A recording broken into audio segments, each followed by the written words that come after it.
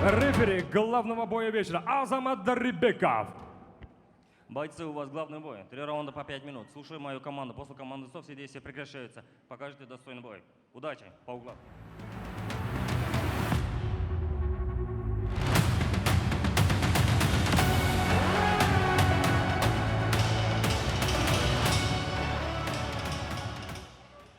Көк бұрыштан Артем Будко, қызыл бұрыштан Байзатбек Абдымаликұлы. Кеттік. Өте бәсекелестік жоғары жекпе-жек күтеміз жігіттерден. Енді Будконың алаңға қадам басқанда берген сәлеміне қарағанда бұл жігіт каратеден келген болуы керек деп пайымдап отырмыз. Кёкушин стилінде, октагонға қадам басқан кезде бас иіп көрді. Көрсетті бізге өзінің бір төл спортының базасын көрсетіп қойғандай, сондықтан бәлкім бұл жігіт күрестен аулақ болып аяқта тұрып байқасатын шығар деп отырмыз. Ал Байзатбек әлдеқайда әмбебап жігіт екенін ұмытпайық. Сондықтан аяқта тұрып байқасуы мүмкін, керек десеңіз күреске салып жіберуі мүмкін, егер орайы келіп жатса, ыңғайы келіп жатса. Әзірше жігіттер бір-бірін зерттеумен әлек. Бүйірден соққыны жауапсыз қалдырмады Артем Будко. Соққы салып үлгерді. Аяқтар өте жылдам шынымен, міне қайта-қайта бір алдамшы қимылдарды көрсетіп қояды, аяқпен соққы жасаймын дегендей. Енді сәлемі бір бөлек кірген кезде аяқпен соққыларына қарағанда шынымен де каратеге кем дегенде қатысы бар адам болу керек. Ал Байзатбектің алғашқы шабуылы, тейкдаун жоқ әзірше, әлі тейкдаун емес. Мұрнынан қан кеткен қараңыздар, әлде қабақ жарылды ма? Қай сәтте болған соққы екен аңғару қиын, бірақ қазір мұрнынан емес, қабақ жарылған сияқты. Соның өзінде де Байзатбек қазір түк болмағандай шабуылын жалғап жатыр. Екі аяқты орап алуға тырысып отыр. Күрестен тәп-тәуір қорғанғандай. Тамаша. Тағы да аяқты үш бұрышпен орап алмақшы. Маңдайдан қан кетіп жатыр. Бұл жекпе-жекті тіпті тоқтатып тастайтын да бір жарақат болуы ықтимал. Қай сәтте болды екен, аңғару қиын. Міне Будконың өзі қазір шабуылға көшті. Мойынды қыспаққа алмақшы, ереже бұзуға шақ қалды. Абырой болған. Жақсы алды мойынды қараңыздар. Бэкмаунт бірақ қараңыздар мұна тұстан. Маңдай жарылған екен. Маңдайдан, қан кетіп жатыр. Бұл да әрине жекпе-жекті біраз қиындатады қазір Байзатбекке. Қайта-қайта міне көз жанарына бүйтіп өзінің қаны тамып отырса, әрине бұл спортшыға қатты әсер ететін дүние негізінде. Міне бэкмаунттан әзірше соққы жаудыруға мүмкіншілік жоқ, өзінің жауын жерге дейіп жатыр. Тамаша. Соққы жаудыруға енді бір мүмкіншілік туған екен. Позицияны ұстау оңай емес бұл жерде. Аяқты жерге тіреп қазір бар салмағымен Артем Будко да, Дәк файтер ғой қалай дегенмен. Бар салмағымен Байзатбекті де басып отыруға тырысады.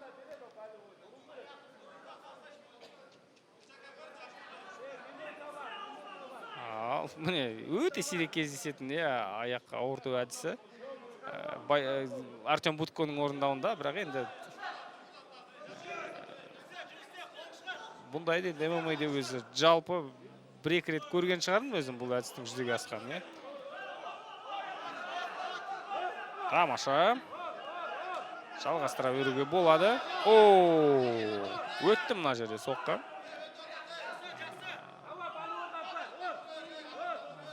Шынтақпен өте қауіпті соққы болды мына жерден. Мойнынан ұрды. Тамаша. Тамаша, тағы да міне ереже бұзуға шақ, бірақ әзірше ешқандай да бір ескерту жоқ рефериден, е? Міне мына тұстан ұрма деп қазір ескертуінде беріп жатыр. Міне желкеден кетті. Бір соққы кем дегенде раундтың соңында Абдымалик Байзатбек өте белсенді. Көрейік. Соққы артып үлгереді. Қылқындырасынан бірден бас тартқан еді. Раунд Байзатбектікі сөзсіз әрине. Бірақ мына жарылған қабақ біраз қиыншылық тудырады әрине.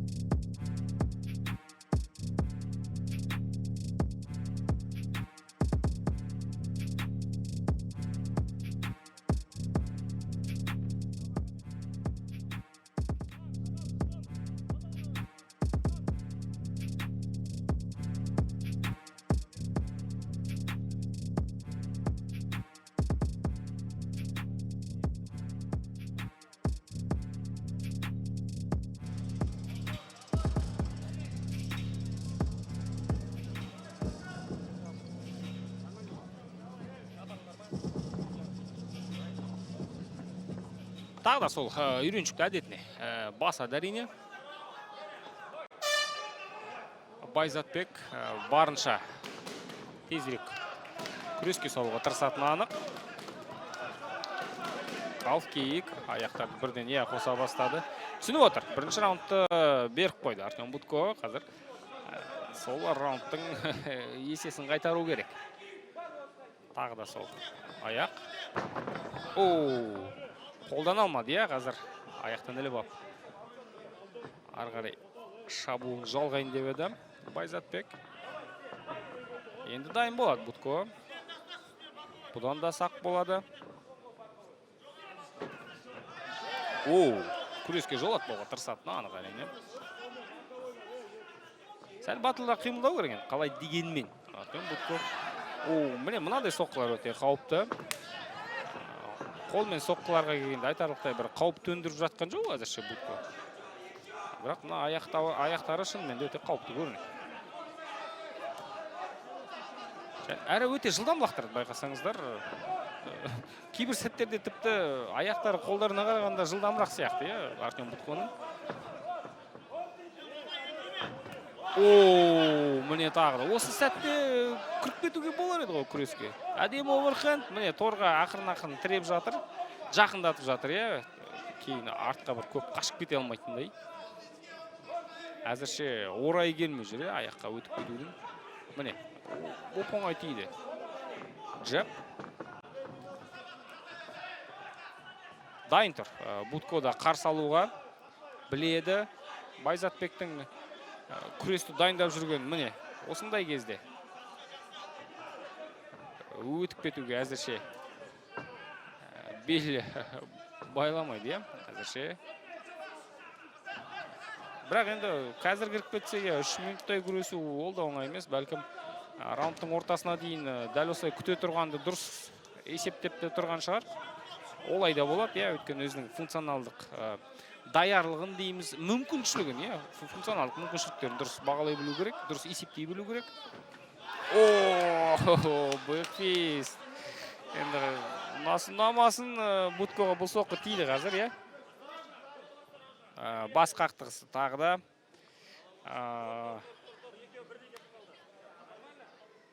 Енді қабақ жарылған жоқ, ештеңе болған жоқ, не үшін жекпе-жек екеуі тоқтады. Спортшылардың жекпе-жек тоқтататын хақы жоқ. Тайм-аут деген түсінік жоқ ММА-да, Жекпе-жекті тек қана рефери тоқтата алады. Соны ұмытпауымыз керек. Тамаша. Бермеді бұл жолы клинчті. Міне енді күреспесе білмеймін. Байзатбек Абдумәлік. Артем Будко бір басым тұр деп айта алмаймыз, бірақ өзінің бір басымдылығын нығайтып кету үшін қазір кем дегенде бір тейкдаун жасап 30-40 секунд тым болмағанда 30-40 секунд партып ұстаған дұрысырақ болатын шығар. Жеңісіне сенімді болады. Күмән келтірмей. Тамаша, Будкода қазір. Қайтарды жауап. Соққысын тартып үлгерді.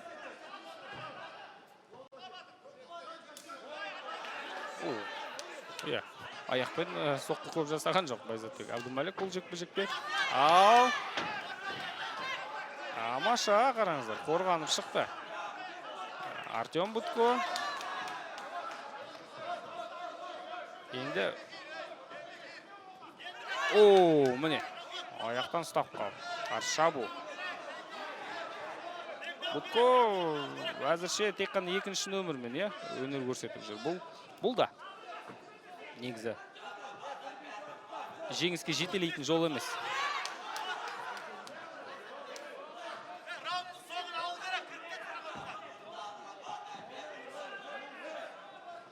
Бапкерлерді айтып жатыр қазір Будкоға өзің бірінші болып істеуің керек дейді.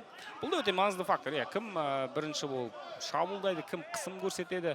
Бұған да төрешілер назар аудар.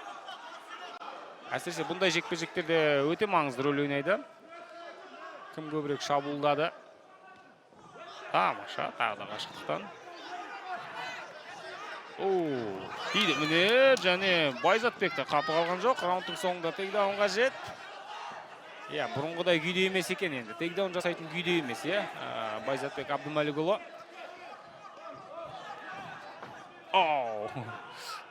Клинчтен шыға бері қазір дөп тигізген соққы.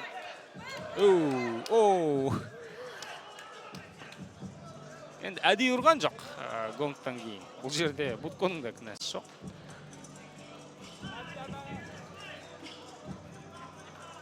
Шешуші үшінші раунд күтеміз ендеше.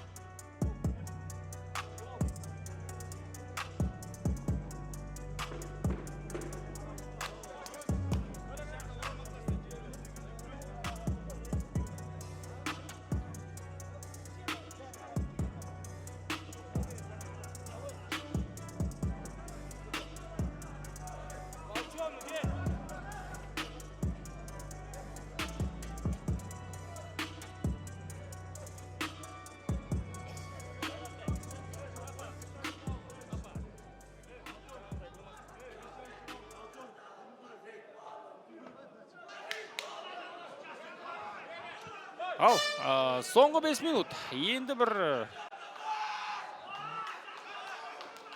күшінем деп жүрудің қажет жоқ. Енді бар күшін осы 5 минутқа салып тастауға болады.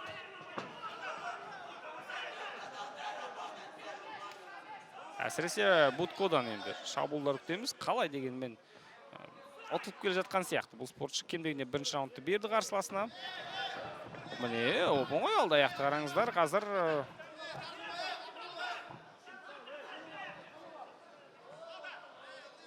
Байзатбек Абдумәлік, бірақ тейкдаун жоқ әзірше. Қазір екі тізені қосады ма? Бар, тартып алды. 4 тағанға. Өзі қатты күреспесе де, негізі күрестен қорғану тәсілдерін жақсы бір қойып алған екен, Артем Будко. Қазір Байзатбектің басты мақсаты осы 4 минут бойы тынымсыз күресуге дайын болу. Міне, уысынан шығармады, тағы да екі тізесін бір-біріне қосып барып, қорғануға ешқандай бір мүмкіншілік қалдырмай.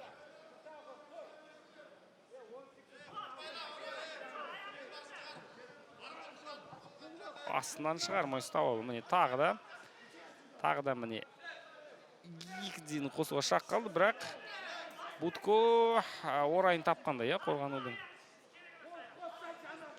Бәлкім бір аяққа да көшетін шығар қазір. Тамаша. Тейкдаун жасауға тағы да шақ қалды. Жамбасы жерге тиді, иә, Будконың енді позиция керек, енді нығайту керек позицияны. Әзірше тейкдаунның нақты түпкі мақсат орындалмай жатыр. Бұл қарсыласты 4 тағанда ұстап, соққы жаудыру, не болмаса қылқындыру, ауырту әдісіне салу. Міне салмақпен қазір басып тұру. Байзатбек Абдумаликтің басқа амал жоқ. Будко енді шынымен де аяқта тұрып айқасатын, соққыға ден қоятын спортшы ретінде күрестен қорғану тәсілдерін жап-жақсақ меңгерген екен. Ал қазір аяқтан іліп алды. Жоқ, болмады. Бірақ Абдумалик міне дәл осындай күреске тас түйін дайын, қорғанып шықты. Ал 2 минуты бар енді. Будконың есе қайтару керек. Раундтың басын беріп қойды алғашқы бөлім. Өзі де түсінді, міне бас салды, бірден кетті алға. Қолды қоса бастады, қолмен бұрын соңды бұлай қатты соққы жасамаған еді. Тамаша. Байзатбек әрине қазір күресіп кетудің жолын іздейді. Торға тіреді тағы да.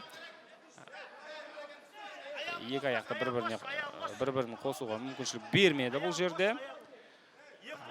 Міне шынтақпен де қазір құлақ шекеден жеңіл болсын әйтеуір мазасын алатын соққыларды салып отыр.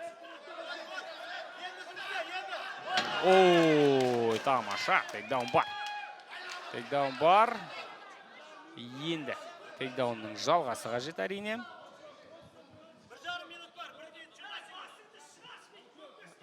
Жалпы қабағының жарылып кетуі де қатты әсер етті жекпе-жек барысына. Бірінші раундтағы, 1 минут уақыт қалды. Тым болмағанда осы уысынан шығармай ұстау керек. Құтылып шықты Артем Будко. Бас салады әрине. Ең алдымен тәуекел етуге дәл осы спортшы мүдделі. Ал көрейік, соңғы минутта ашық ұрыс бола ма? Алаңның ортасында болмады. Байзатбектің аяқ қымтылған оп-оңай тойтарып жіберді. Будко.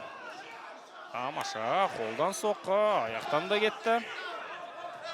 Ұтылып жатқан түсініп отыр. Ресейлік, сондықтан қазір нар тәуекел. Опай түгел боп көрінеді енді Байзатбек Абдумаликтің. Соңғы секундтарға дейін қалай дегенмен босаңсуға болмайды. Кез келген соққы жекпе-жекті аяқтап тастауы мүмкін. Сондықтан соңғы секундтарға дейін әрине тізгінді өз қолында ұстаған дұрыс. Осы позицияда аяқталатын түрі бар.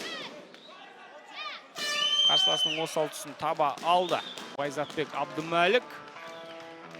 Төрешілердің шешімін күтеміз. Шамамен кім жеңіске жеткен жанкерлерді түсініп отырған болар.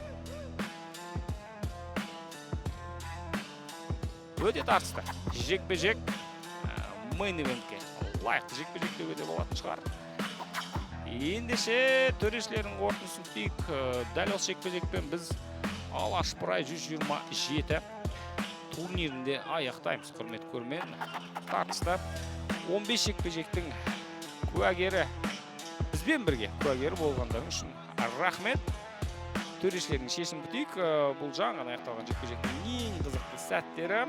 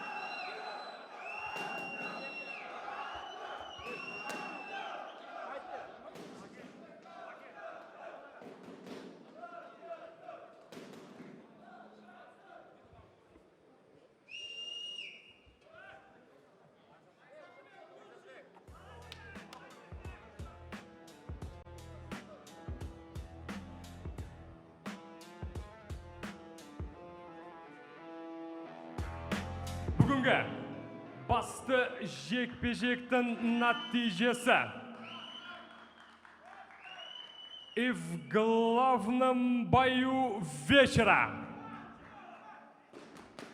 объявляется боевая ничья. Тең нәтиже тіркелді.